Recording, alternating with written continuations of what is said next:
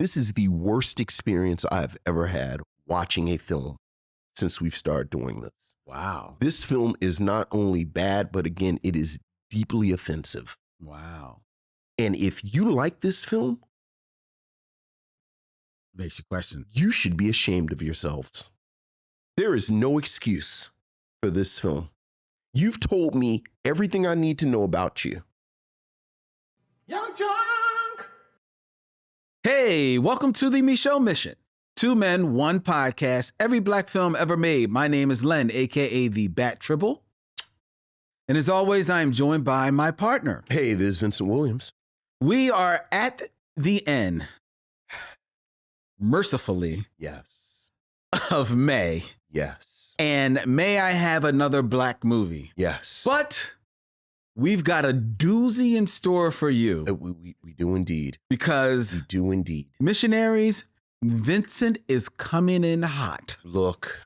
as we Look. sit down Look. to review 2011's The Help, We need to talk about The Help. starring Viola Davis, Octavia Spencer, Mm-hmm. Emma Stone, Mm-hmm. Bryce Dallas Howard, Mm-hmm. and Jessica Chastain Yeah. in a film written and directed by Tate Taylor, Yes, he did. based on a book by Kathleen Sockett. Yes, it is. Yes, it is. We will be discussing all of them this evening. In great detail tonight here on the Micheaux Mission as we stream live to YouTube. To each and every one of you out there in the chat, hello, Good missionaries. evening, one and all. We are streaming live from Young Junk, Philadelphia's premier video podcast palace, here in the city of brotherly love. Vincent, how are you? I'm doing just fine. You ready? Look, let's go. You're ready to go. Let's read the letters. Let's go. Okay, well, you heard Vincent. Let's go. You heard him. We're going to Mhm. get to it. We've got letters from each and every one of you.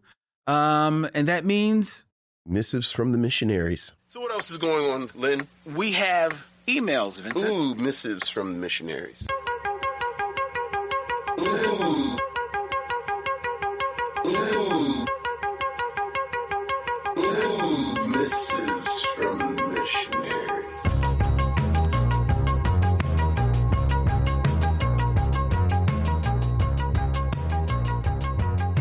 Missives from the missionaries. We have an email from Court, our good friend Court, Hey, Court.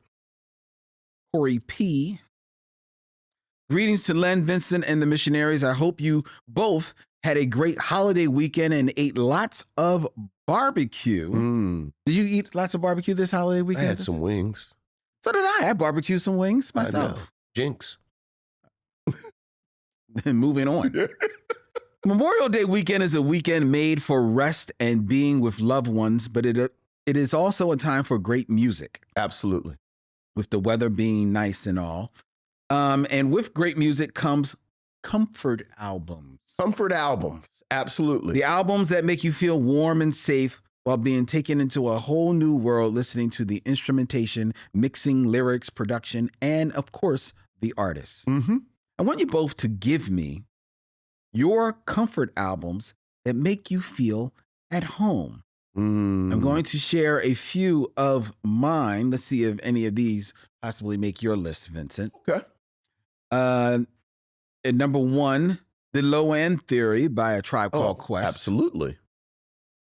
Love Deluxe by Sade. Okay. All right. I'm a Stronger Than Pride man, but I'll take Love Deluxe. Compositions by Anita Baker. Okay. All right. All right. Stevie Wonder's 2 choices. Sure. Sure. Songs in the Key of Life Of course. or Music of My Mind. Another great one. The Second Crusade by the Crusaders. Oh, okay. I don't have a lot of Crusaders knowledge outside of street life. Me neither. Yeah. I only know Caped Crusaders. Right. Well, you know street life, but you probably There's no place I can go. Yeah. Right. So you know that. Yes. Yeah. So there you go. We have the same Wow. Crusaders. I never knew knowledge. that was a Crusaders. Well, because you thought it was Randy Crawford. I just thought it was Randy I know. Crawford. It's actually the Crusaders featuring Randy Crawford. Ah, much like Rufus featuring Shaka Khan. Exactly. Okay. Is that the same? Well, except Shaka Khan, I think, was actually in Rufus. They just put her up front. Okay. Yeah, okay. Randy Crawford, I don't think was ever in the Crusaders. She's just on that one song. So she's just on. So all the other Randy Crawford songs are purely Randy Crawford. I believe so. But that one song is the Crusader. Yeah. Oh, interesting. Never knew that. She continues with her list. She has Like Water for Chocolate. Yeah, Common. yeah. Groove Theory by Groove Theory. That's a good album. Acoustic Soul, India.Arie. Okay. Reachin' by Diggable Planets. D'Angelo's Voodoo. Yeah. And also she notes My Favorite Things, John Coltrane. Of course. I Put a Spell on You by Nina Simone. Kinda Blue by Miles Davis. Oh, yeah. And Rochelle Farrell's first album. Okay. All right. Side note, it's silly, but the Micheaux men should do Black Tubi movies. Ha ha ha ha ha. Anyway, have a great rest of the week from a missionary, Corey P. Hey, Corey. All right. What's your comfort albums? Give me like 3 of them. Oh, well, I mean, she definitely tapped one of them, Songs in the Key of Life. Okay. For me. I would say another one, actually, this is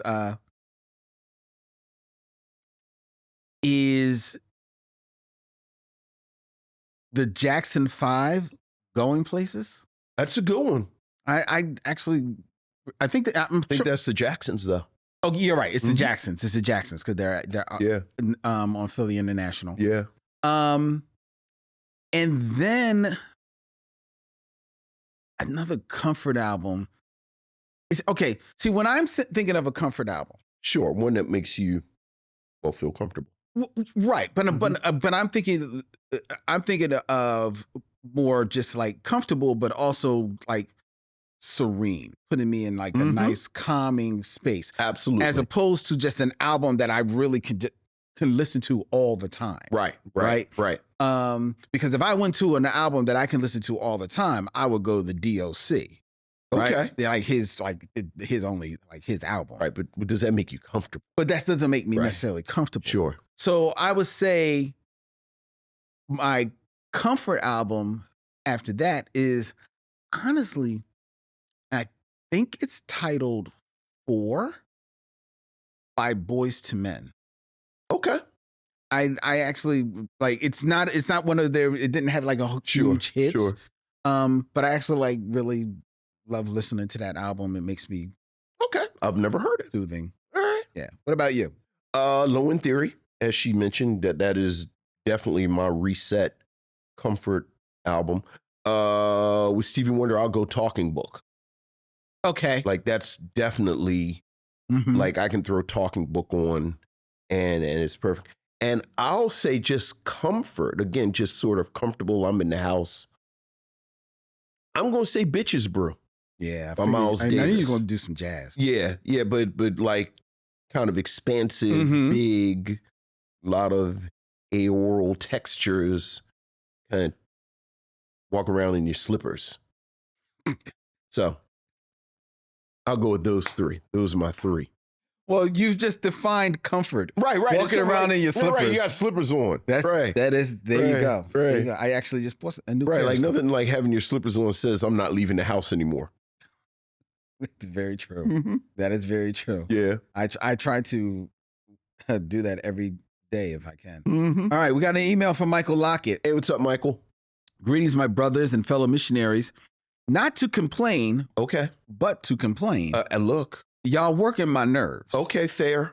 As I sat down to watch Codename The Cleaner during Mother May I month, I was tense to say the least. I can take an ass whooping, but damn. Yeah. Any film that you two can drop below the Mendoza line of rapping, which sits humbly below Acrimony, a Tyler Perry film by Tyler Perry, which I find quite entertaining, is gonna hurt to watch. This movie almost made me turn it off. Yeah. I would say I feel bad for Cedric, but damn, bruh, do a tour or something, a stand-up special. This is not how you want to get a check. It looks and feels bad. Very true. Mm-hmm. As I jumped into the Wayback Machine, I was excited. It was Cool Breeze Day. Ooh, Yeah. Thomas Rasala and Judy Page. Yes, sir. As it started with the dialogue-less opening, like Len, I was feeling it. Then I got Mother Mayad again. Mm-hmm. This film went from great to what the hell in about 15 minutes. Yeah. They had a cast. They had a script. They could have simply swapped in actors and they would still find a way to fumble the bag. As I watched and kept seeing the fixation with black penises, I realized this is by a white boy. Yeah. This is when I inserted a Florida Evans, damn. Yeah. I knew when I checked IMDb, the director was going to have a second, third, fourth, and fifth bite at the apple after making this, not allowing black creators behind the camera or in front, for that matter, to not do B or C work while rewarding D and F work made me ponder which of these black directors, in your opinion, could do the most with a Marvel or Star Wars sized budget to create a masterpiece. I'm going to read the directors to you, Vincent. All right. All the best, Michael Lockett. Thank you, Michael. Julie Dash. Okay. Tim Story. Okay. Steve McQueen. Okay. D. Rez. Okay. Barry Jenkins. Okay. Victoria Mahoney. I am not familiar with Victoria Mahoney, I don't think. What is she Well, she's doing? about to do the Old Guard too. Okay. So I'm not familiar with her work. I can just go by the directors that you named. And Barry Jenkins is the only one of those directors that I believe has worked on a big movie. Yeah, which he didn't. Right. Like I mean, doing. arguably Daughters of the Dust is kind of big. Like, it's pretty expansive. Yeah, but it wasn't a crazy big budget. No. It's not a big budget. I just mean the canvas that she uses. Okay. The safe bet for me would be Barry Jenkins. Because he's done it. Although Tim Story did Fantastic Four. Yeah. But you could tell it was just kind of a job. Like, I don't know what Tim Story's vision would be. I don't know how much we've seen it. Yeah, I based on his work, I don't see Tim Story doing anything interesting. Right. Like to create a masterpiece. The smart money is Barry Jenkins.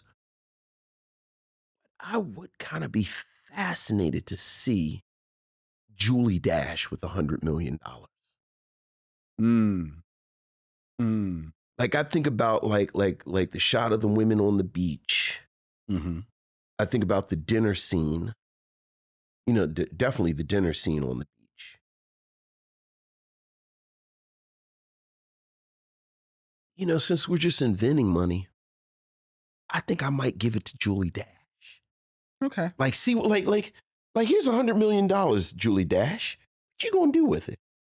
I would, and I can see that. I can see that giving it to Julie Dash. I would give it either to D. Rez or Steve McQueen. I think D. Rez is developing her digital or directorial footprint.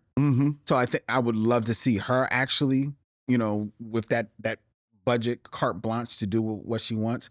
Steve McQueen, I think, is already an auteur. Yeah, and really, Widows has a big feel to it. It does have a big feel. So I think giving him more to play with, right? I think I would really love it. Barry Jenkins, we've seen it. Right. And now, mind you, he basically, I think, while he probably put his own stamp on it, it's a studio job, the Disney Mufasa. I have already forgotten Mufasa existed. Yeah, I mean, that's what I have successfully Eternal Sunshine of the Spotless Mind myself with Mufasa. I forgot Mufasa existed. Well, yeah. Until just now. Well, then what were you thinking that he had already done it? I was thinking about Underground Railroad, the show that he did on Amazon. Oh. And I was thinking some of the work that he did with If Beale Street Could Talk. Like just working with a big cast. He did direct Mufasa, didn't he? Yes, he did. He did. You totally forgot about that. Oh, boy. All right, but and yeah, by the end of this episode, I will have forgotten again. I will have successfully excised it from my mind. Thank you, Michael, for your email. Thank you, Michael. All right. We got an email from Nicole Court. Okay. Greeting Len, Vincent, and missionaries. To start, I both watched Uptown Saturday Night. Excellent. As well as the review for Uptown Saturday Night. The first episode of the Micheaux Mission of January 29th, 2016. Yeah.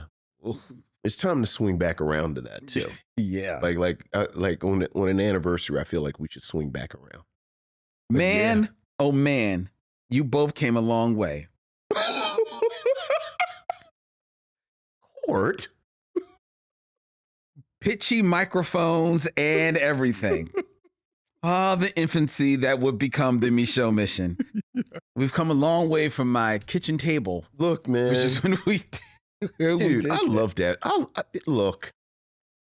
And I love y'all. I do, but I if it wasn't for COVID, he would still be.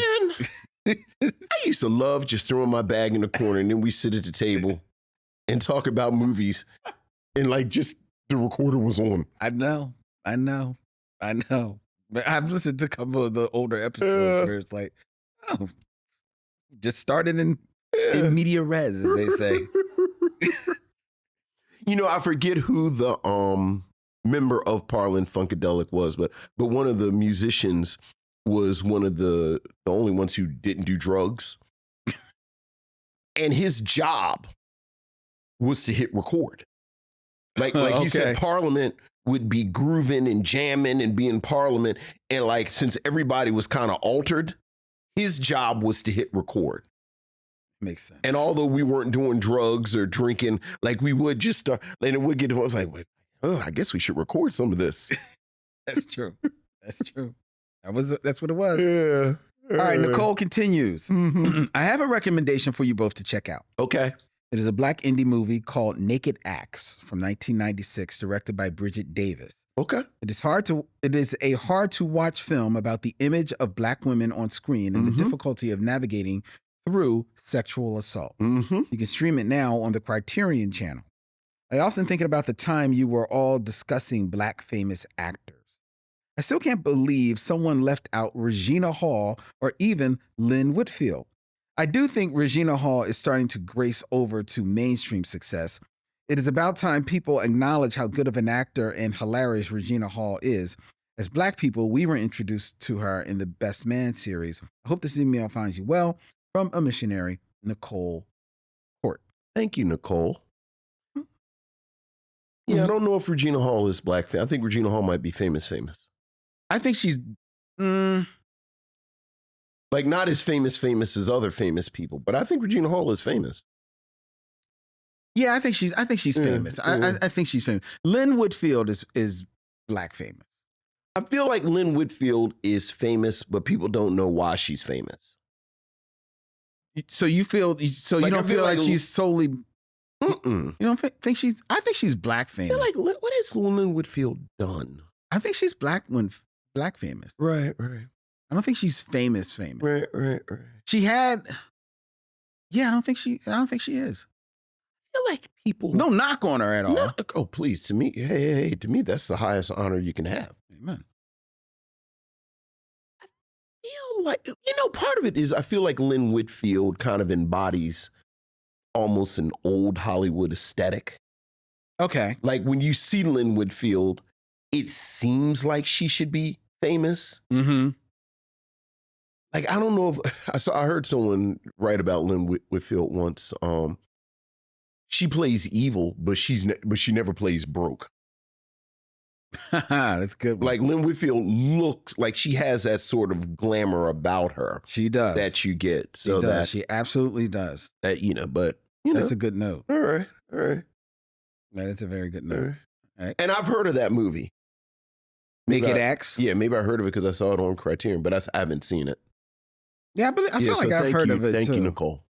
I feel like I have heard of that as well. Yeah. Thank you, Nicole, and thank you each and every one of you for your emails. We really appreciate that. If you have thoughts that you would like to share with us or questions you'd like to ask, feel free. You can ask us via email at micheauxmission@gmail.com. That's MICHEAUX MISSION@gmail.com. Right. Right now, we want to take a moment to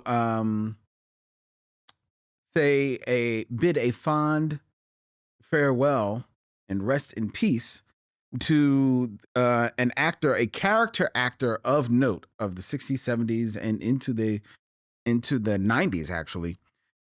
James McEachin, who passed away recently. Some of you may know him from a short-lived TV series, Tenafly, which actually was part of the carousel of mystery shows back on NBC in the 70s. He was the black detective who had a family. Yeah. Who had a family. His show only lasted a few episodes. I think it only lasted like 6 or 7. Who didn't beat him off screen?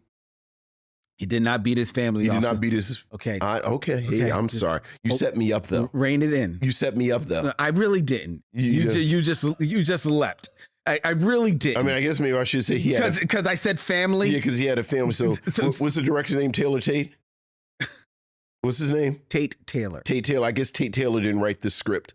Okay. Because he had a family. Okay. See? All right. Again. Go ahead. Not setting you up. I know. You're just jumping. Look. You're jumping the gun. Look. Back. Like. Down, boy. Like fish grease. Can we give James McEachin... You're right. I'm sorry. You're stepping all over. You're right. And I apologize. You're right. You're right. You're right. Go ahead. That is not fair. Right. It's not fair. It's not fair. That's right. This gentleman, he passed away, and he is someone who we have actually seen here on the mission. He was in the Black Klansman, which we've reviewed. Yes, he was.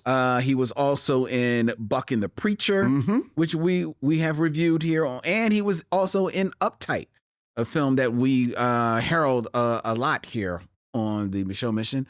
Noted character actor.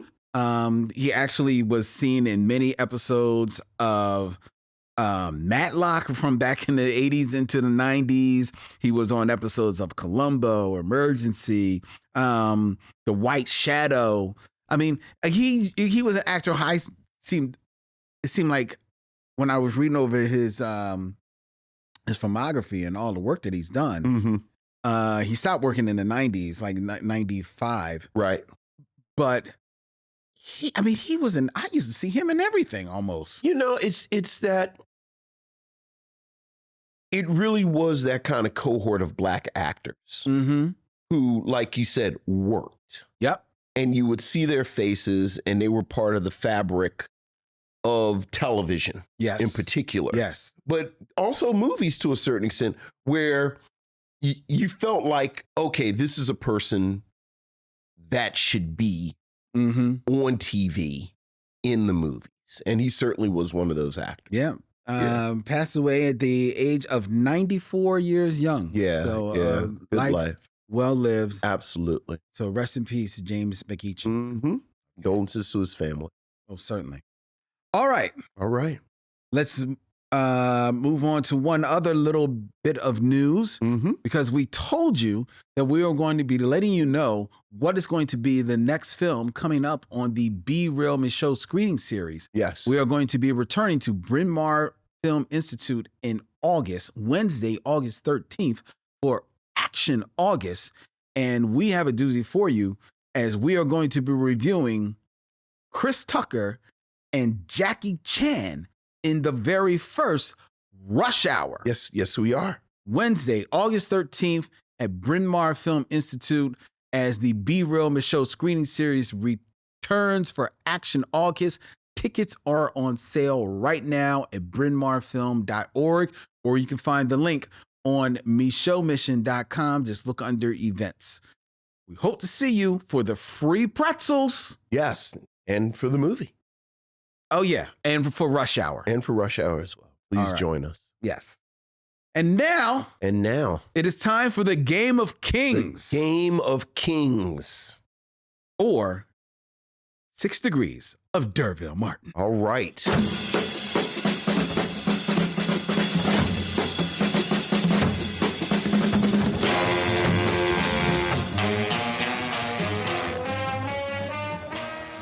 6 Degrees of D'Urville Martin, where I give Vincent 2 actors and he has 6 films or less to connect them to D'Urville Martin. Mm-hmm. A man who don't need no help at all. No, not at all. Not at all. What we got? Let's go. All right. Who we got? Keeping it in theme. Okay. We're going to be reviewing The Help. We are. Which stars Jessica Chastain, Mm-hmm. Bryce Dallas Howard, Yes. Emma Stone, Mm-hmm. Octavia Spencer, Yes. and one Viola Davis. Yes. She is smart, kind, and important. She is. Mm-hmm. She is. And she passes on that night. Yes. Yes, she does. Several times. Several times. Matter of fact, it could be The Help, you are smart, kind, and... Oh, not you are smart. Well, that's true. Not you are smart. No. Okay. Certainly you don't think Negroes can conjugate verbs. Oh, no. Okay. Come on, all right. Come on, let's go. All right. Let's go. Keeping it in theme. What's the theme? Connect D'Urville Martin to these other Davises. Davises. All right. Sammy Davis. Is it going to be Sammy Davis? No, that'd be too easy. All right, who we got? Come on. In 6 films or less, connect D'Urville Martin to Kristen Davis. Sex and the City? Yes. Okay. D'Urville Martin, Billy D. Williams in the final come down, who is in Scott Joplin with Margaret Avery, who is in The Color Purple with Danny Glover, who is in Dreamgirls with Jennifer Hudson, who's in the first Sex and the City movie with Kristen Davis. Who's next?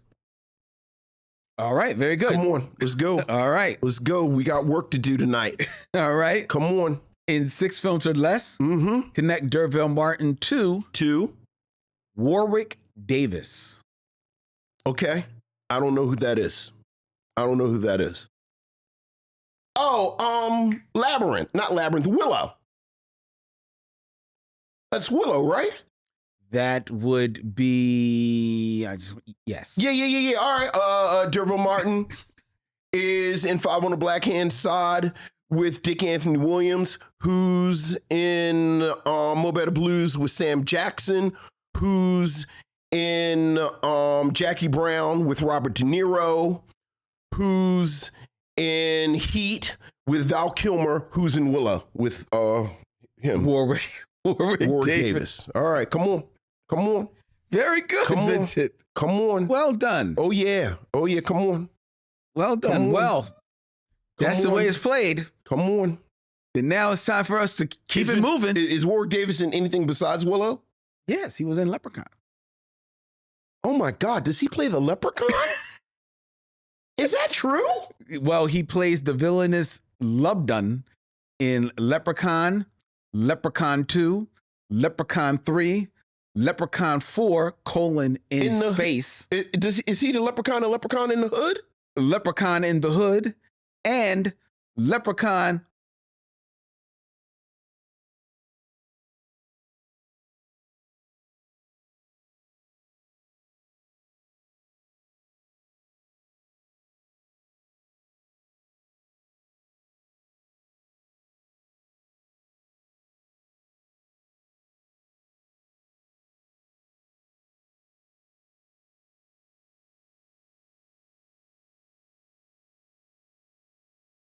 I like the book.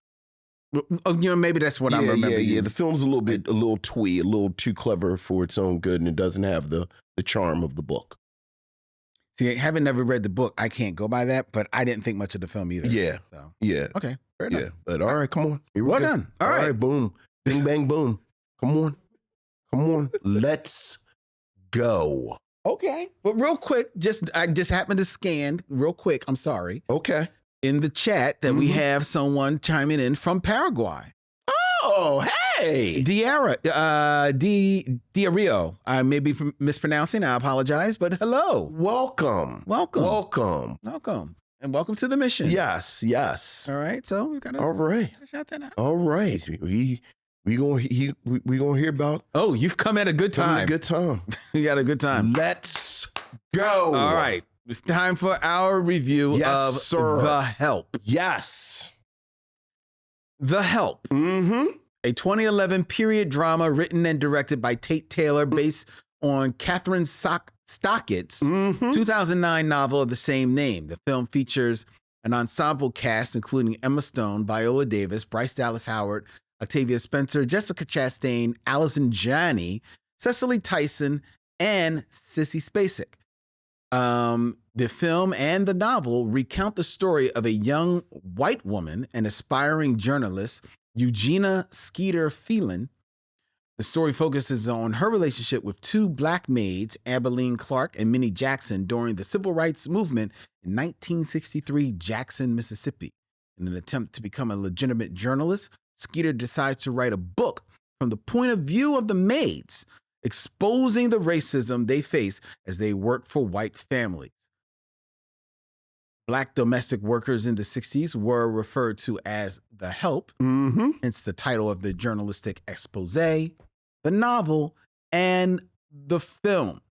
The Help purports to bring to light the challenges and discrimination that African American people faced at this time, and it is Vincent's selection for tonight's stop on the Micheaux mission in Mother, May I Have Another One of Those Bad Black Movies.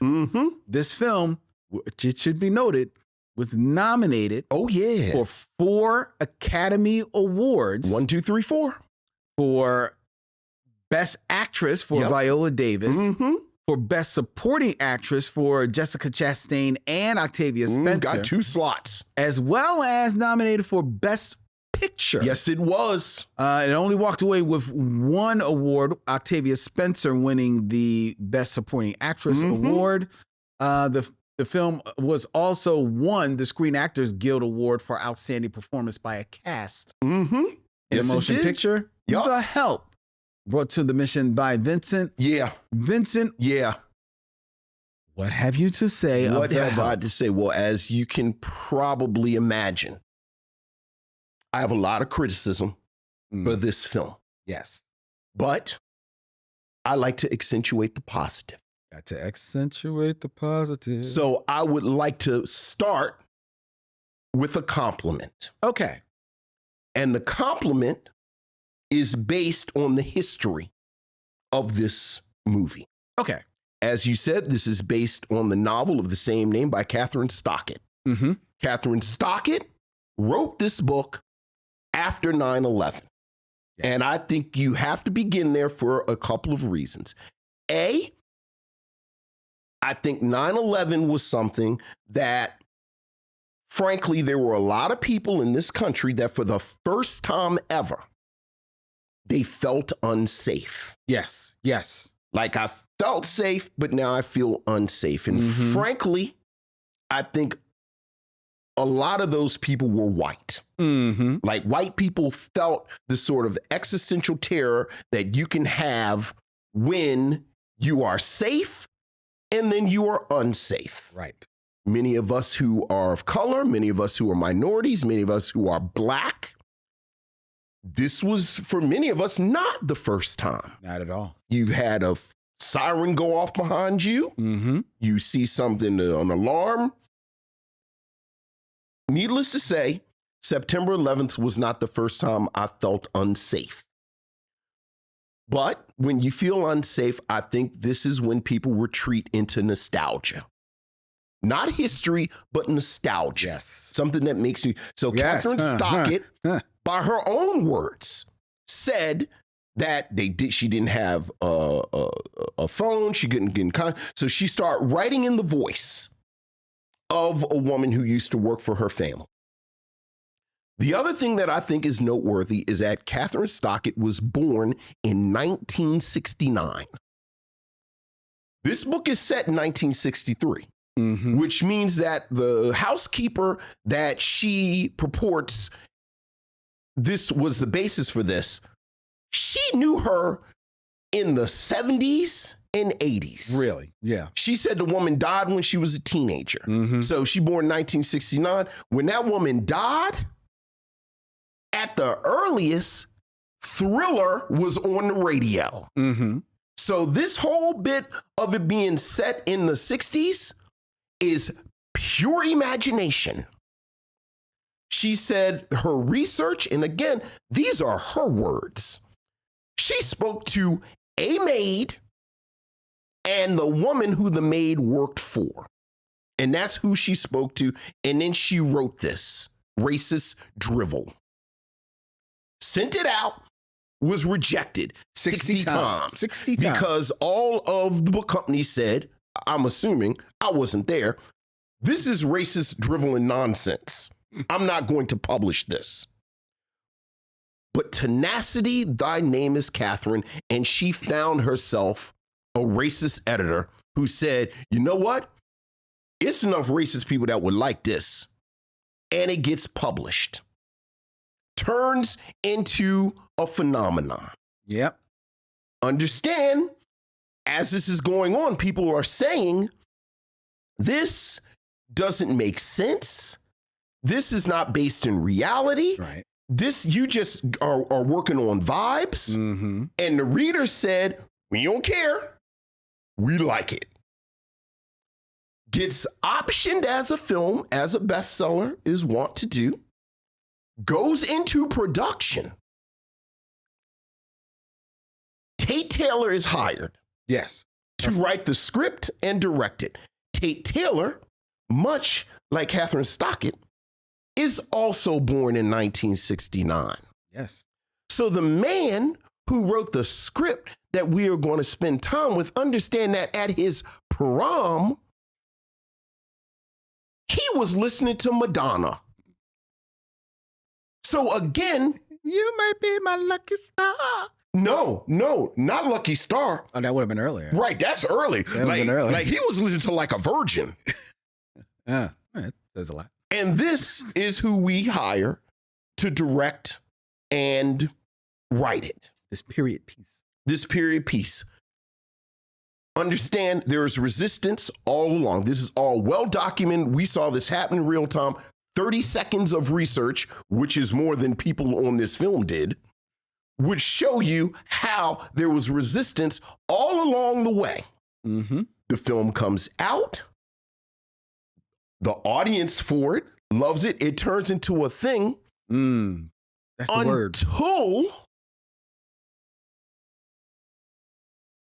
the Association of Black Women Historians. Say it again. The Association of Black Women Historians issue a public letter, which I am now going to read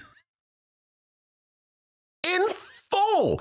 Look, man, this is what I want, because we got work to do. And I don't want to paraphrase. I don't want nobody to take nothing out of context. This is what these sisters wrote, and I quote. On behalf of the Association of Black Women Historians, this statement provides historical context to address widespread stereotyping presented in both the film and novel version of The Help. This book has sold over 3 million copies, and heavy promotion of the movie will ensure its success at the box office.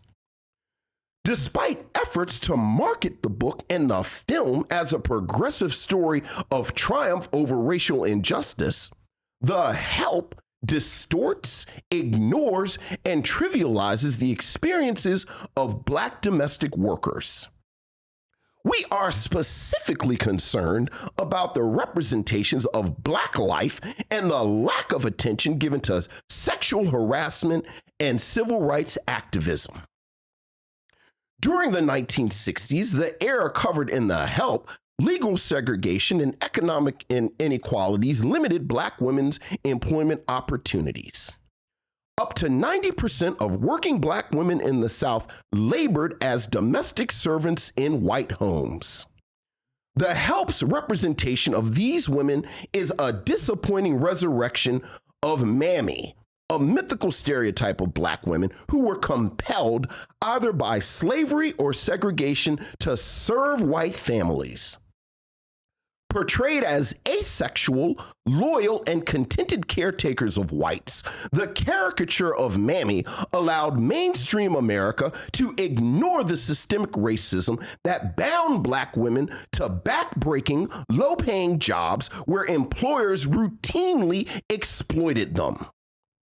The popularity of this most recent iteration is troubling because it reveals a contemporary nostalgia for the days when a Black woman could only hope to clean the White House rather than reside in it.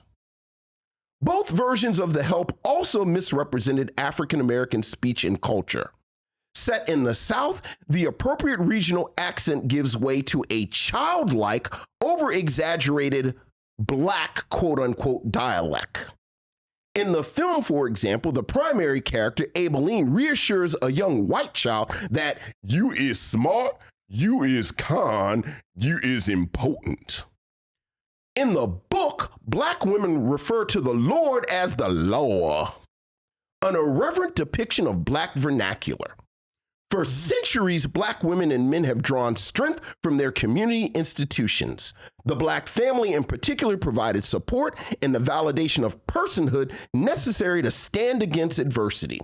We do not recognize the Black community described in The Help, where most of the Black male characters are depicted as drunkards, abusive, or absent.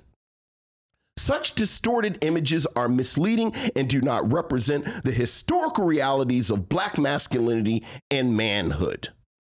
Furthermore, African American domestic workers often suffered sexual harassment as well as physical and verbal abuse in the homes of white employers.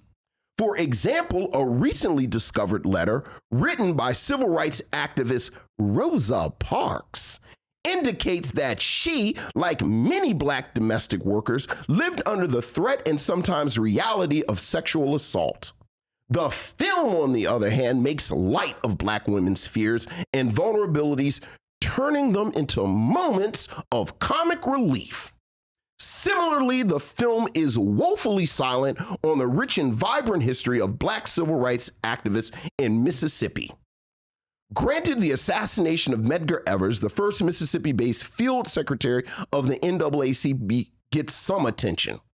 However, Evers' assassination sends Jackson's Black community frantically scurrying into the streets in utter chaos and disorganized confusion, a far cry from the courage demonstrated by the Black men and women who continued his fight.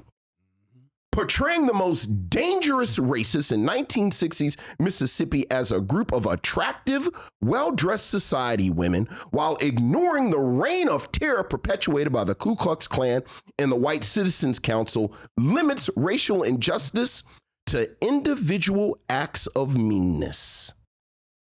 We respect the stellar performances of the African American actresses in this film. Indeed, this statement is in no way a criticism of their talent. It is, however, an attempt to provide context for this popular rendition of Black life in Jim Crow South. In the end, The Help is not a story about the millions of hardworking and dignified Black women who labored in white homes to support their families and community. Rather, it is the coming-of-age story of a white protagonist who uses myths about the lives of Black women to make sense of her own. The Association of Black Women Historians finds it unacceptable for either the book or this film to strip Black women's lives of historical accuracy for the sake of entertainment. Lynn Webb, do you know how egregious your shit got to be? For these sisters to come together as a collective, draft a letter, edit the letter, put the letter together, and then send it out. And yet after this film went on to garner 4 Academy Award nominations, and as you said, win one. I am so impressed with the dedication, the tenacity, the stick-to-itiveness to racism that I can't help but be impressed. Like, y'all really love racism. Like, you really love racism. Like, I love Sade, but like, if the Association of Black Women Historians came out against Sade, I'd be like, ooh, I don't know. Maybe I need to rethink Sade. Mm-hmm. And we ain't even talked about the movie. We ain't even talked about the movie yet. So I thought maybe this is like the Hugo Boss Nazi uniform argument. Okay. You know, Hugo Boss, the designer, the legendary designer, was a Nazi. Yes. His factory manufactured the Nazi uniforms. Yes. And many people, including me, until, maybe a couple of months ago, thought he designed the Nazi uniforms. Right, but I don't think he designed. He didn't design them, but the reason you think that he did is because they're great uniforms. They're good looking clothes. So it's like, the Nazis are, just the unspeakable atrocities and the Holocaust and everything that they did. You go, well, yeah, but the uniforms are nice though. And you kind of get this argument with a lot of these texts where, Birth of a Nation single-handedly caused the resurgence of the Ku Klux Klan. Absolutely. But film people talk about Birth of a Nation. Because it changed the way it changed the way we do movies and the continuity and music and everything. So it caused untold horror and murder and death. But, it kind of did some stuff. Right. We talked about Gone with the Wind. I think Gone with the Wind is the worst propaganda this country has ever produced. Like the whole lost cause, Southern aristocracy, like the reason that people get married at plantations and don't treat them like the death camps that they should is because of Gone with the Wind. It's a hell of a movie. Like, you cannot deny Gone with the Wind. So it's like, yeah, it's a good, so, you go into this, and this is the most mediocre Drek. Like, for this to be, this is the most mediocre Drek. The direction is pedestrian at its best. Yes. And the way that you know that is because, much like Driving Miss Daisy, this is a film that was nominated for Best Picture, but not Best Director, which is always the Academy's way of letting you know we kind of like what this film represents. But the actual technical part of it, as Billy Crystal would say, this is a film with a best film without a director. The script is laughable. There are lapses in logic. The characterization, to call it one note is to insult a note. Like a note, you actually hit the note and the note goes down. The evil is evil, as my sisters in the association said. This is not systemic. They are just mean, bad people. Tonally, it is all over the place. It is all over the place. There's not one performance in this film that, Emma Stone is just sort of going through the motions. Jessica Chastain is doing this hillbilly accent deal, and that doesn't really do anything. Look, don't nobody love Octavia Spencer and Viola Davis more than us. And frankly, I think they do the best that they can. Right. But with the script that says, and I wrote it down. I wrote it down, but I also text Lynn in complete capital letters. But a script that has a line like frying chicken just tends to make you feel better about life. Followed very soon by many don't burn chicken. there's only so much Octavia Spencer can do. And then, which has become a catchphrase, and I thought they just pulled it from the movie but when you watch the movie, you realize it is an ongoing theme in the movie. You is smart, you is kind, you is impotent. What can Viola Davis do with this? So, and that's her telling that to a young. To her white child. I mean, it goes without saying she's only saying this to white children. Right, right. This film is at the height of its quality, and then it wastes Allison Janney. It wastes Sissy Spacek. They wheel out Cicely Tyson for a deeply unnecessary and offensive 2 scenes. At its height, this film, as a film, is mediocre. The average part of this film is bad and all over the place. But more than that, this is a deeply offensive film. Yes. This is a film that angered me.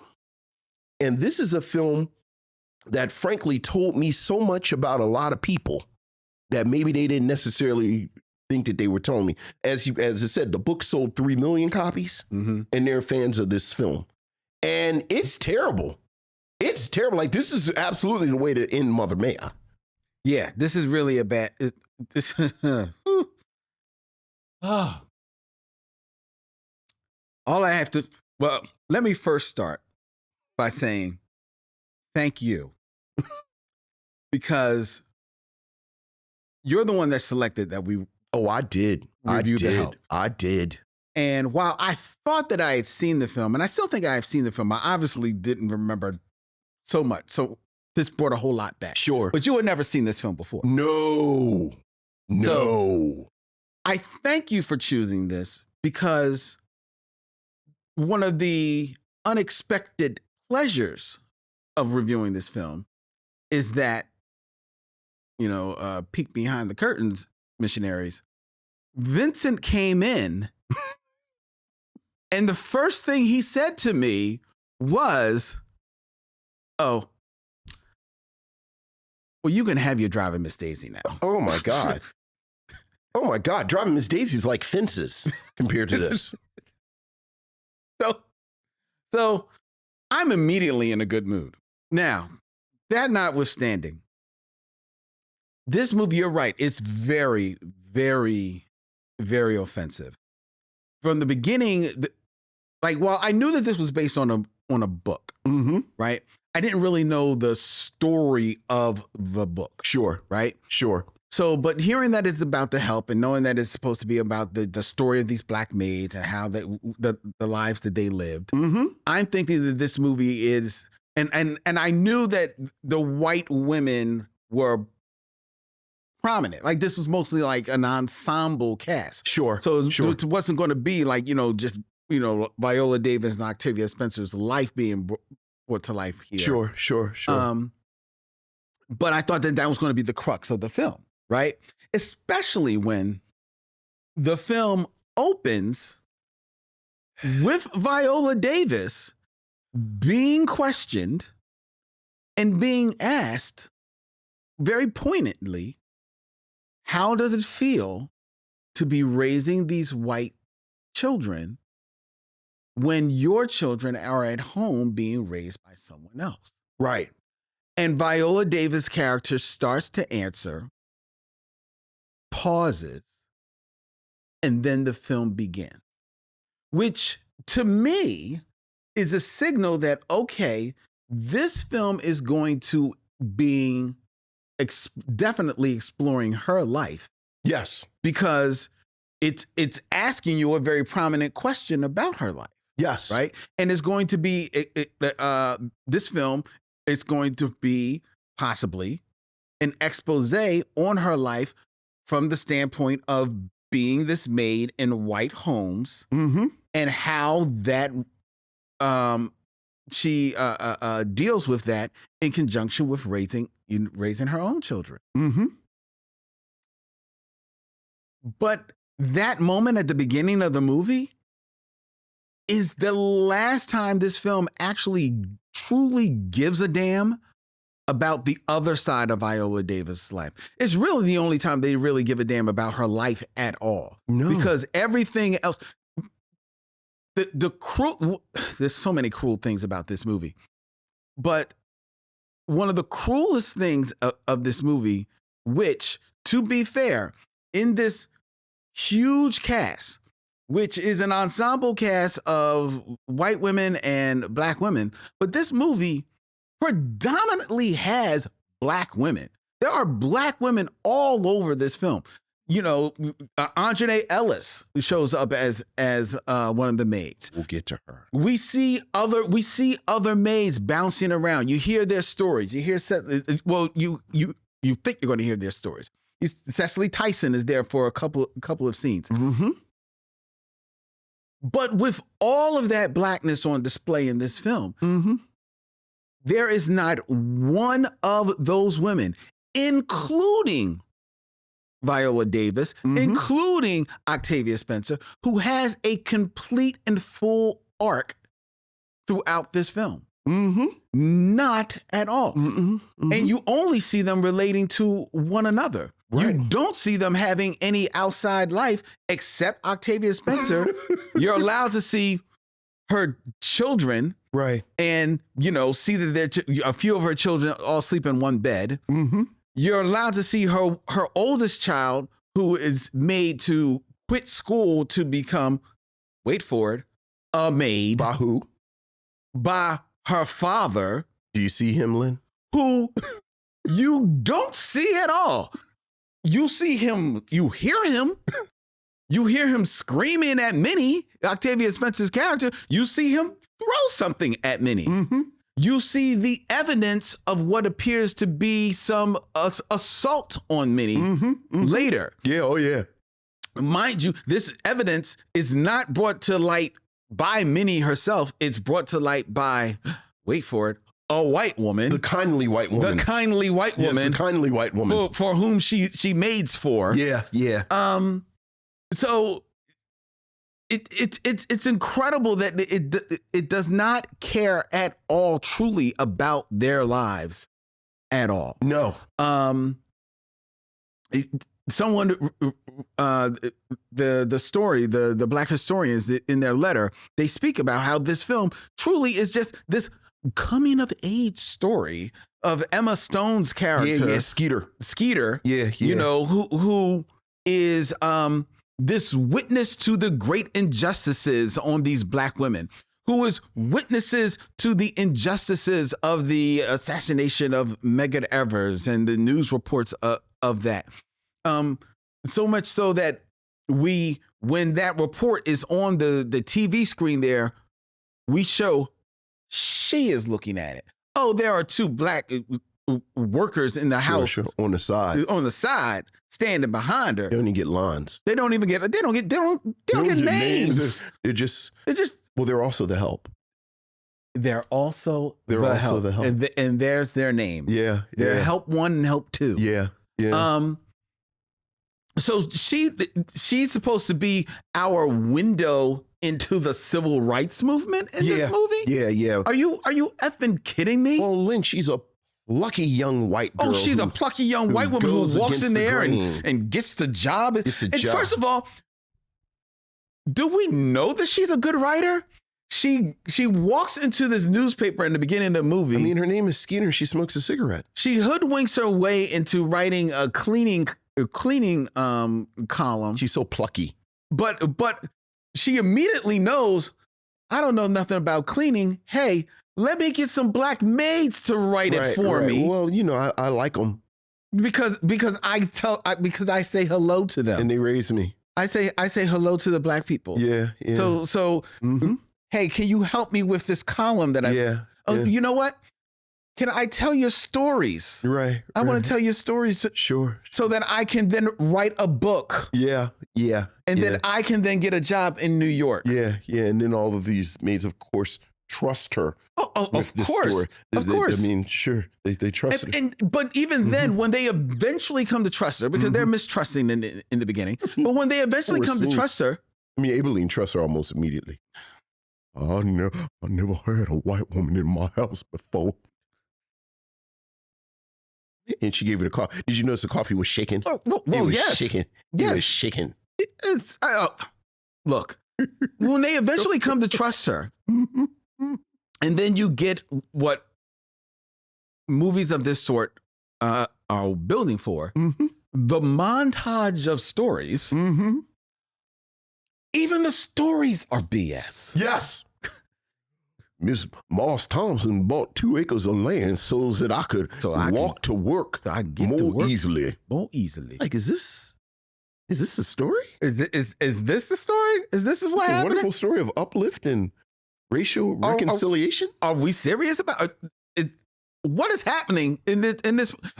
I mean, now you said that Viola Davis, Octavia Spencer. The script is horrible. Yes. The script is absolutely horrible. Yes. Horrible. And the people, these actors are doing the best that they can. I do believe that Emma Stone is miscast. I feel like she's maybe a person out of time. She's kind of plucky. Yeah, she's kind of plucky, but I think like somebody read To Kill a Mockingbird when they were in high school. Emma Stone is an actor who I actually enjoy, but I think that this is maybe a little early on in her game, and I think she may be miscast. You talked about Jessica Chastain. I actually think Jessica Chastain, I actually like her in this film. At least like her acting. Okay. The script is horrible. All right. But I actually didn't mind her acting. I don't care what anybody says. Allison Janney can never do anything wrong for me. Ooh, she did some wrong in this. The character is a piece of work. No, I don't think her you liked her performance, Lynn, in this? I think given what she was given to work with. Okay, that's quite a qualifier. Is this the best I've seen her do? No, but I think given what she... Have you seen her worse?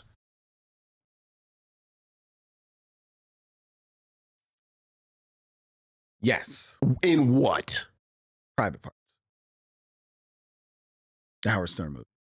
How old is she in that? Like how long far is that? She's her probably first? No, she's, her first. She's probably in her 30s. No, I mean, how far along in her career is that? Because Private Parts is like what, 92, 93? It's 90s. Well, I mean, she's in her. I mean, look. Yes, did I see her worse? I know we've gone through her filmography. She was in a production of Our Town when she was in high school that I thought she was worse. I'm sorry. I think she stuck the landing in that. You said Private Parts from 1993. She was miscast in a production of Raisin in the Sun. Here's your lunch, Mr. Stern. No, she's actually pretty good at Private Parts. Anyway. But she's worse than she is in this? I actually didn't think, look. Look. Go ahead. I'm sorry. Go ahead. This is your time. I have my time. This is your time. All right. All right. Viola Davis, Octavia Spencer. Octavia Spencer, I think, is just having fun. She's all over the place in this movie, right? And I think they both realize this script is a piece of shit. But I'm gonna do what I can with this. Sure. Now, Butterfly McQueen. To her credit, Octavia Spencer did enough and got herself an Academy Award out of this. Well, I don't think that. Well, we'll talk about that. I actually think Viola Davis gives the more credible performance in this film, with not much to work with, not much range to show in this movie. Has no interiority at all. She's smart, kind, and intelligent. She is, and so is the white child that she's raising. Sure. So we're made to believe. Well, a series of them. Remember, the last of a series. A series. You know what was another thing that would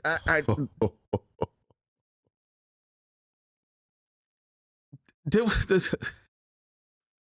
was this other moment, and I recognize why it is so. The moment where Cecily Tyson's character, Constantine, has been fired for absolutely doing no wrong. Right. And she's an older maid, and she's right. fired by Allison Janney's character.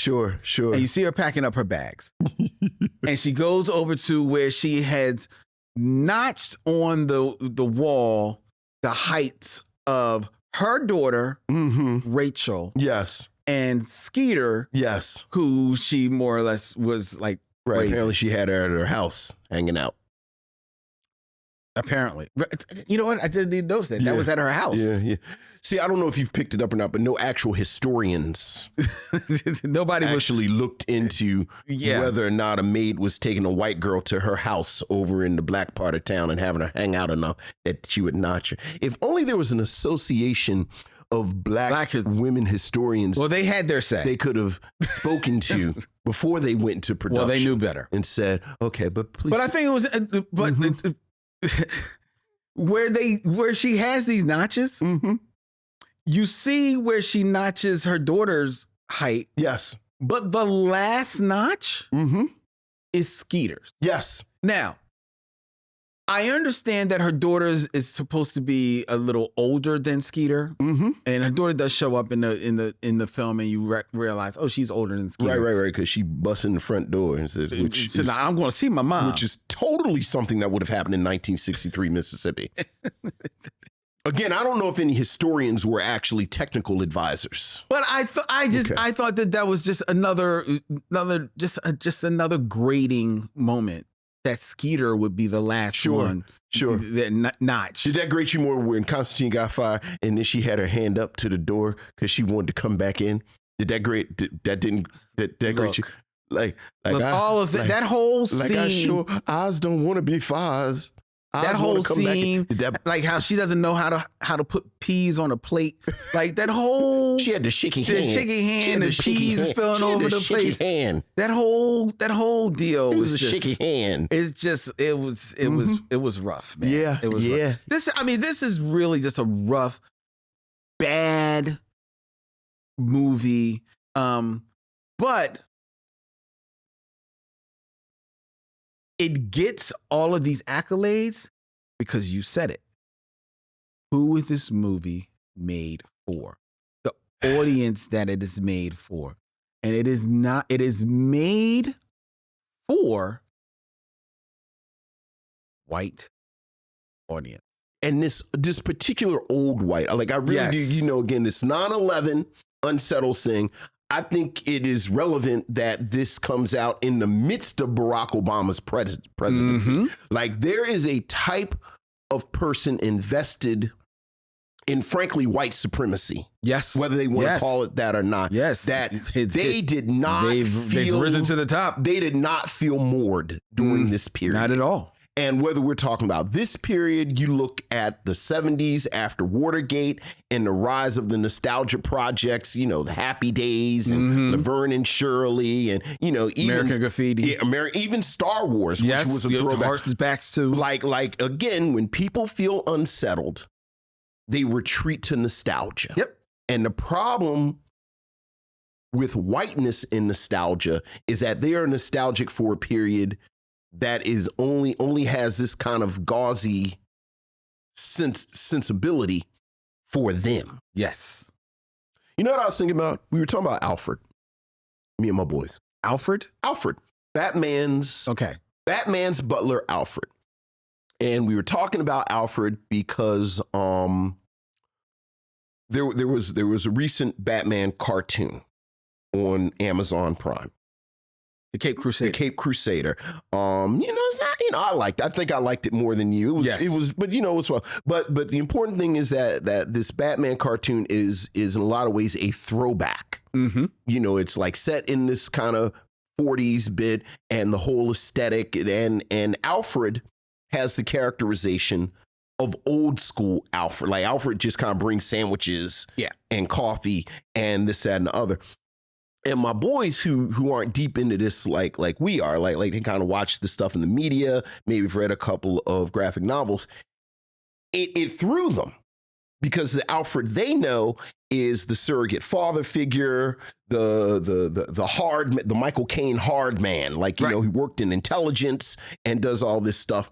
And they were confused by this characterization of Alfred. And, I had to tell him that, this is where he's, and really the old Alfred really came from the British tradition. Yes. Of the gentleman's gentleman. Mm-hmm. But as the years went on, frankly, they had to adjust it because we're Americans and we don't have a formal caste system like they do in England.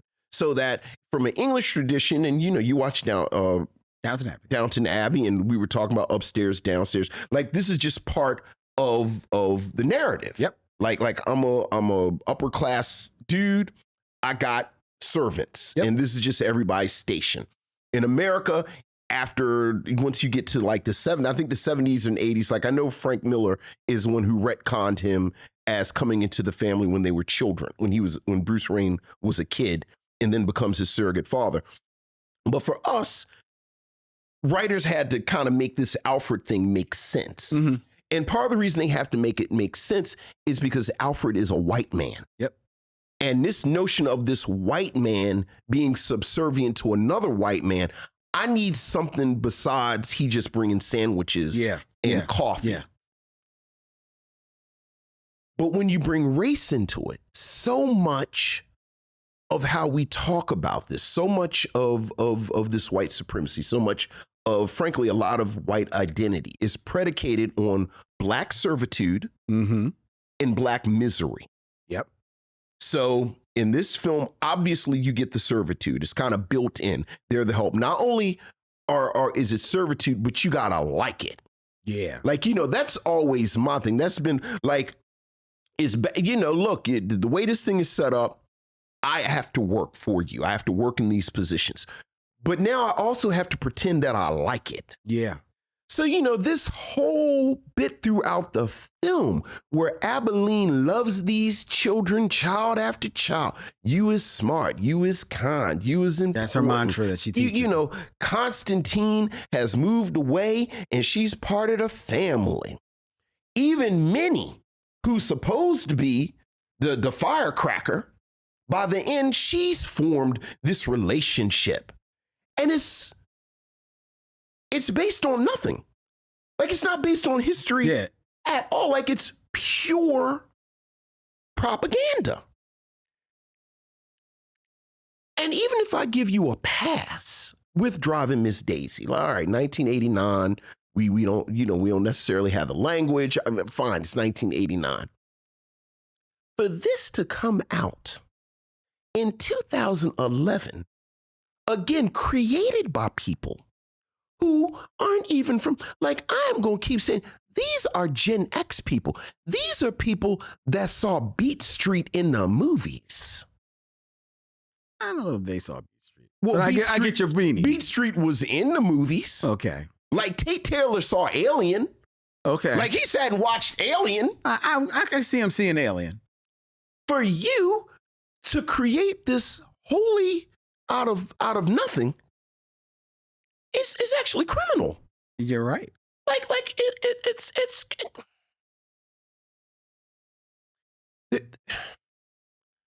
plot point. Anjanou Ellis. Anjanou Ellis plays a maid. She needs $75 to send her two boys to Tougaloo College. Yes. First of all, I'm calling shenanigans. I believe Tougaloo College would have worked with them. First of all, like 75. But you know what? For the sake of argument, Tougaloo is hardcore. In 1963, Tougaloo going to say that $75 is going to keep your son from going to this college. Yeah. I will give you that. $75, Lynn. She goes and asks this evil ass white woman so that she can be evil for the $75. I looked it up. $75 is approximately $785 today. So for $785, there's no acknowledgement of any community whatsoever. Are you trying to tell me that the church that they show twice for a moment, there's not an acknowledgement that you asked the pastor, you asked your community, that you did a bake sale, that you did a fish fry, that you had some type of rent party type situation? All of the things that if you have an 11th grade understanding of history, or here's something crazy, talk to some fucking black people, would tell you how she could have gotten $75 and this is what we come. And then she steals a ring and hawks it somewhere that can get traced back to her. This is what they came up with, Lynn? That is because they don't know any. Like, this is what they came up with. Yes. This is, again, this is the idea. And I don't know if this detail's in the book or not, but this is what someone came up with. Regardless of whether or not it's in the book, it's in the movie. Put it on the script. Someone acted in the script. It's on the movie. I pulled up this film today and they told me that Ingenue Ellis's character for $75. Under $800 in today's price range. Went and begged this racist white woman and then stole a ring and then sold the ring somewhere where it could get traced, and then she went to jail. And is still in jail at the end of the movie. Right. But it's this sort of like tonally, she's just so, because when they show her in jail, she's laughing because she's reading the book. Yeah. She's fine because she's in there with the other women in prison. Yeah, that really pissed me off because I was thinking the same thing as you, because you're given the impression that between her asking for the $75 from the person she's working for, right, which to put it out there, she's not asking, give me the $75. Right, she's asking for a loan. She's asking for a loan. Right. So, that she's thinking, hey, I can work. I just won't, I just won't get paid for a little bit, whatever. But you're at the point in the film that they've established this is the most evil woman in the history of women. Fair enough. But she's making that call. She's like, hey, me and my husband, this is one of the things we came up with asking you. Sure. You're given the impression, or at least I was given the impression. Did you see the conversation with her husband, Lynn? Vincent? I don't know if we have let you know. There is only one black man that has more than one line in this film, and that is David Oyelowo, who is the pastor at the church. And it does a bad Martin Luther King imitation because he's a preacher in the 60s. And he is on screen for maybe 2 minutes total in this entire film. Yeah. But you're given the impression, at least I'm given the impression, that between the time of her asking for the $75 and her then finding the ring in the house, yes, you're given the impression that there is a passage of time between that. Sure, maybe sure. Of at least a day or so. At least. Right? So where that didn't make sense to me was just like you said. Okay, I shot my shot with my boss. My boss said no. I'm thinking the next thing I'm seeing, or at least next reference about these kids, is we figured it out. Right. We figured, or we didn't just figure it out. Yeah, we had a fish fry. We were like still $10 short. Or like you said, let's go back to the church and pass the plate or whatever. For when they show her picking up the ring, I'm like, are we still on the kids? Yeah. Seriously, is this what's about to happen now? Yeah. I was already, unfortunately, it was not a movie that you can't check out of because I got to watch it because I got to review it. And it never ends. Why is it so long? Why after the natural end is there still 15, 20 minutes of this movie? Lynn, the book gets published and it's 20 more minutes. And not only that, it's 20 more minutes of the book gets published.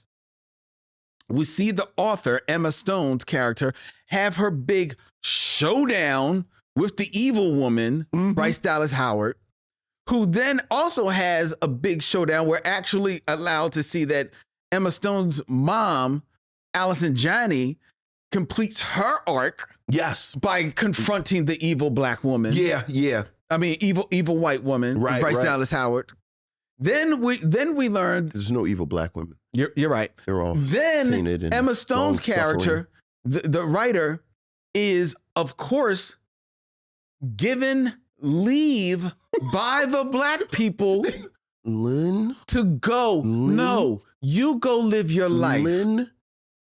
So at the end, she of course gets the job in New York, and she says, "No, there's work to do here. I'm going to stay down here and help."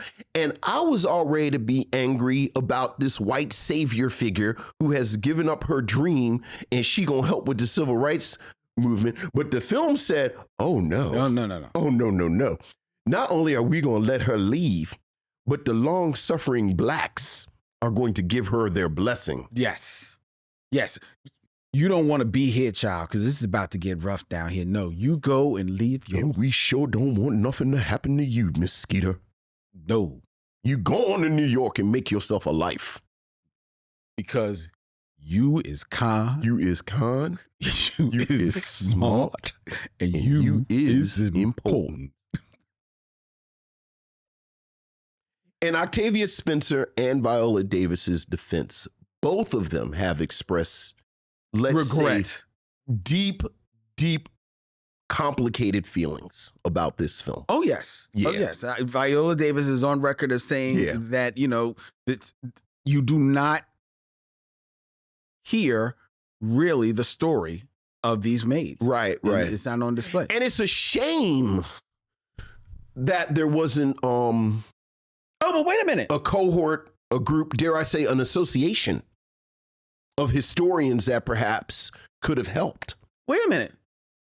But after they send the writer off to New York, Yeah. just so that you, the audience, know they weren't kidding about the bad times about to come, Viola Davis gets fired. Right. Which, again, is the absolute categorically worst thing that can happen to her, because if it's anything that she loves more than her dead son, it's these white children. Oh, how she loves them so. Just eat them up.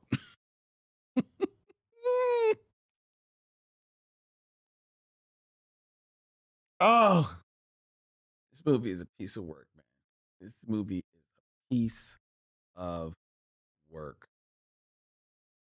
And yet nominated for 4 Academy Awards. Well, because we know who was picking the movies. Yes. Back in 2011. Yes. We know that. Yes. Again, everybody knows Draw Miss Daisy and Do the Right Thing is my thing. That's my whole brand. But again, it's 1989. Do the Right Thing wasn't nominated. Do the Right Thing wasn't nominated. Oh, well, that was 30 years ago. This was 2011. Again, we had a black president well into his first term. Mm-hmm. And this is what people said they wanted. Yes. And Viola Davis and Octavia Spencer are both nominated for Oscars. Viola Davis nominated for Best Leading Actor. Yeah, of course.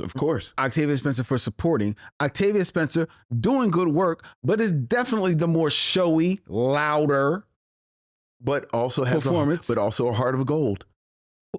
Why? Because she makes good chicken? Well, she makes good chicken, and she's only mean to the people that are mean, and she and she and the second white woman form this friendship because she's quote unquote poor white trash. She's a poor white woman, so they of course form this alliance. And as we all know throughout history, no one has been the ally of the Negro like poor white people. Yes. But it's not. It's totally credible that Viola Davis, who gives the more nuanced performance of the two. Woo, the heavy lifting that nuanced is doing in that sentence. I think it's telling. I think it's telling that she that goes is from sad to pitiful to noble. And then sometimes she's both sad and pitiful in the same scene. but nobly. but nobly. I just think it's interesting that role is not awarded yet the more louder, showy role. It's just again another indication of to who wielded the power in the Academy in 2011 at that time. We got to talk about the pie again in a film that is wildly tonally all over the place. A plot detail that is played for laughs, but then I'm also waiting for someone to get lynched. And then even when it's played for laughs, Minnie loses her job, which then gets her beat by her husband. And then her daughter is press ganged into being a domestic as well. Yeah. Like Minnie gets the Octavia Spencer's character bakes excrement into a pie. Yes. And then feeds it to her evil employer. Yeah. So that she can literally eat her shit. Right. And then this is totally something that doesn't lead to her getting raped, murdered, mutilated, and left in a ditch. Or losing her job. Or being unemployed in any way. And also, I mean, she does lose her job, but then that's when she gets the job. Well, okay, well, yes. Which actually, she had lost the job before that. Oh, right. She lost the job. She had lost the job. But then she was going to come back and then she says, eat my shit, which is totally something a black woman would say to somebody in 1963. This is definitely like the pie was this big thing. When this movie came out, this was the thing people would talk about. Sure, and it was one of the reasons why people were going to the movie to see this scene. Yeah. Did you think that it landed all that well? Like even the joke, the comedy, or whatever? Again, I don't even think it lands. Again, the direction of this thing. It is up to the director to establish a tone. Yes. And if the tone is going to be light and airy, which is wildly ahistorical, wildly inappropriate, at least you would have a consistent tone. Tonally, again, the scene is all over the place. It's played for laughs. Then it's played for high farce. Then it's played seriously. Yeah. Again, sprinkled throughout this film. Again, she has lost her job. And now she's blacklisted from working with other people. She has the most terriblest husband off screen beating on her. Now her 14, 15-year-old daughter is press ganged into this. Then it turns into a case of it's like a Three's Company misunderstanding level thing where the woman is making jokes. You're saying it didn't land. I just didn't understand what they were trying to do. I know.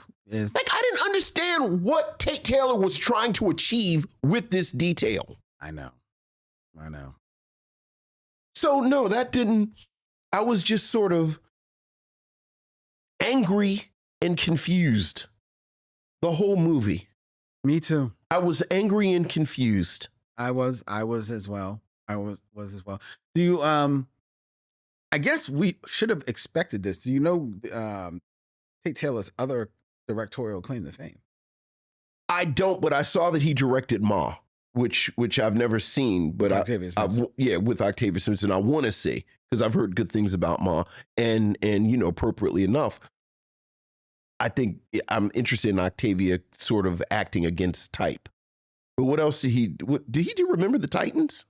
No, he did not do Remember the Titans. What's his other claim to fame? I'm about to tell you. I want to verify to make sure that I am getting this correct. Yes, in 2014. He directed Get On Up. And I like Get On Up better than you did. Yeah. Yeah. Yeah. So it's not Pedestrian is his name. Yeah. That is the work that he does. Yeah. Totally all over the place. Yeah. Can't figure out which way to go. But like you said, I don't think the quality of this film was ever in the foreground of any conversation. No, you're right. Right. Again, from the book to the film, no one, like you read the reviews and you can kind of read between the lines where people aren't saying this is good. Yeah. It's a crowd pleaser. Yeah. It's breezy. Yeah. It's feel good. Mm-hmm. But like no one from the moment she began writing this dreck to this moment on screen had anyone say, wow, this is good. Which always brings me back to this why I don't rock with the Oscars. Because how you going to tell me that the Oscars are a barometer of taste when I see what they nominate? Good point. Good point. All right. Enough of all of this. Come on. Would you recommend The Help? I would recommend this the same way I would recommend Driving Miss Daisy, or we recommended Radio a couple. I think it is highly instructive. We have watched a lot of movies on this show, and I've been thinking about, and I do not say this lightly, this is the worst experience I've ever had watching a film since we've started doing this. Wow. This film is not only bad, but again, it is deeply offensive. Wow. And if you like this film, makes you question. You should be ashamed of yourselves. There is no excuse for this film. You've told me everything I need to know about you with this film. Speaking of a great film, High Fidelity. I always think about High Fidelity. John Cusack. And what the line from High Fidelity, which is also, I think that's Nick Hornsby who wrote the novel. It's not what you're like. It's what you like. So like, if you tell me your favorite movie, your favorite flavor of ice cream. Okay. Your favorite Prince album. Interesting. Like, I can figure out 70 to 80% of your personality. Like, if I tell you that I love Uptown Saturday Night, butter pecan ice cream, and Sign of the Times. Oh. You can unpack so much about me. If you like this film, oh yeah, I know a lot about you. So no, this is a terrible film. This is the worst film experience that I've had since we've started watching this, maybe in my life. Like, I didn't want to say my life because, my life is my life. But I was thinking about all the films that we have watched. You did the film, rapping and Codename The Cleaner. Right. Tyler Perry's entire body of work, all of it. I was repulsed by this film. It was offensive. It was disrespectful. It was bad. It was unnecessary. So I would recommend it, but I would recommend it so that you have a gauge for people who like it. In yourself? Okay. Well, first of all, the movie I'll choose is It's a Mad, Mad, Mad, Mad World. Okay. I'm corny. French Vanilla. And Signs of the Time. Yes. I don't know what that says about me. You like old movies. Yes. So you have these old taste. Yes. French Vanilla is an old flavor, much like butter pecan. Yes. Which tells me that you have a strong, supportive family unit. That you probably, your mother or father or someone around you who was older, introduced you to French Vanilla, which means that you like French Vanilla. Sign of the Times, I know your age range because most people pick either Prince albums that were out when they were young, or or I know your tastes are a little eclectic. Yeah. Because that's the Prince album. It's not Purple Rain. Right. And that's the one that's sort of all over the place. So there you go. Go ahead. All right. I like your whole idea of recommending this for the instructiveness of it, and Right. and maybe see like, so watching people watch it. Did you like it? Right. So you can Right. make that notch. Put them on a list. Like, I'm trying to figure out these 3 million people who bought this book. Like, I'm trying to find them. I like that idea, but I ain't gonna do that to you. I ain't gonna do that to you. Mm-hmm. You don't have to watch The Help. Mm-hmm. Help yourself to another bad black movie. Maybe Codename The Cleaner. Okay, maybe not Codename The Cleaner. Lynn, how come Aibileen don't have no family? She's just sitting in the house by herself. Apparently, She's just sitting in her Negro house by herself until it's time to go and help. Yes. She's like, Many got 30, 11 children that they just sit at the table like little black urchins. While her husband off screen yells and cusses. What was that Black Mirror episode? This was Catherine Stockwell came up with for us. What was that Black Mirror episode where the I guess the clone husband is just standing up in the... Oh, Be Right Back. He just Be Right Back. Standing up in She just sits up in the attic. Wait. Mm-hmm. That's Aibileen. Black people don't have no families.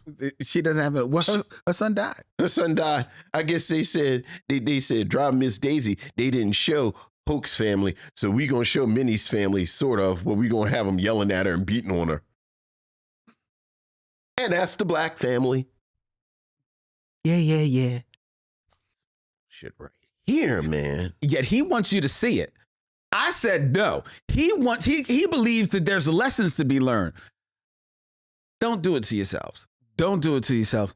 Don't see The Help. What we're going to be watching next week, you may want to see. But before we talk about that, All right. I invite you to share all of your thoughts. Email us at micheauxmission@gmail.com. That's MICHEAUXMISSION @gmail.com. You can find us on all the social media, whether or not it be Instagram, Facebook, or on Threads. We're right there on Threads at Micheaux Mission. The Micheaux Mission is also available on YouTube. We are. Where you can subscribe, hit the bell, and be notified when we go live or when we put up all of our new videos. We go live every Tuesday, 7 p.m. Eastern at Yunk Junk, Philadelphia's premier video podcast palace. If you want to book yourself in one of the fabulous podcast studios that they have here, please feel free to email our producer, Dylan, DYLAN, at yunkjunk.com. The Micheaux Mission is also a proud member of The Podglomerate, thepodglomerate.com. They make podcast work such as ours, which, thank the Lord, is out of May. I'm trying to work with y'all with this May thing. Y'all don't know. Y'all don't know. He is so over May.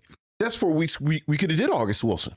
Then we could have really talked about Viola Davis. We could have done Fences and Ma Rainey's Black Bottom. We could have. But no, we didn't. So what we did was we got through May. And now we're in June. We are. Which was where we will be kicking off the Summer of Comics. When Vincent and I, sprinkled throughout the summer, will have guests here on the Micheaux Mission that are some of our favorite comic book professionals. Yeah. You heard us talk about comics. Now we're going to introduce you to some of our favorite comic book professionals, and we're going to start right here at home here in Philadelphia with probably one of those you've heard of, like the artist. This guy is one of the comic artists. He's done work for DC. He's done work for Marvel. He's done work for Scholastic. He's done big projects. He's done small projects. He's got secret projects that he's hoping he can talk about when he comes in here. He's like, Len, I don't know if I can tell you about these things. It's like, well, dude, just come on and review a movie. And he's a huge horror fan. Comic book artist extraordinaire Eric Battle will be joining us next week to review Bones and All. Yeah. The only thing I know about this film is that it's about young cannibals. But not the fine young cannibals. Not the fine young cannibals. That's a different. She drives me crazy. Like no one else. No, not them. Mm-hmm. Bones and all. Who's someone else that the creators of The Help were listening to at their prom in 1986. All right. Let me get him out of here so I can hose him down. That'll be next week here on the Micheaux Mission. Until then, he's Vincent, I'm Len, and in parting, we say, we'll see you when it's time to meet again. Young John!